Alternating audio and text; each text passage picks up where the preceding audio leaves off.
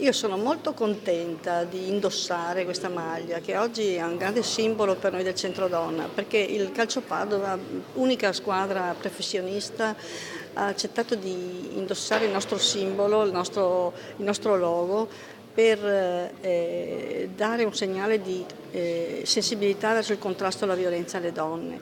È utile unire i valori dello sport e i valori di solidarietà che questa cosa significa. Quindi sono orgogliosa oggi di dire finalmente il problema della violenza delle donne, che non è un problema solo delle donne ma un problema di tutti, in questo modo viene risaltato. E quindi ringrazio il Calcio Padova e mi auguro che questo serva anche ad aiutare un po' questa squadra in crisi. Noi siamo tutte tifose, per cui insomma, ci auguriamo che vada bene. Quindi ci sarete anche voi all'estadio? Certo ci saremo, noi, i nostri familiari, insomma, per cercare di aiutare questa squadra in questo momento di crisi bisogna essere uniti, non allontanarsi, insomma, per cui credo sia importante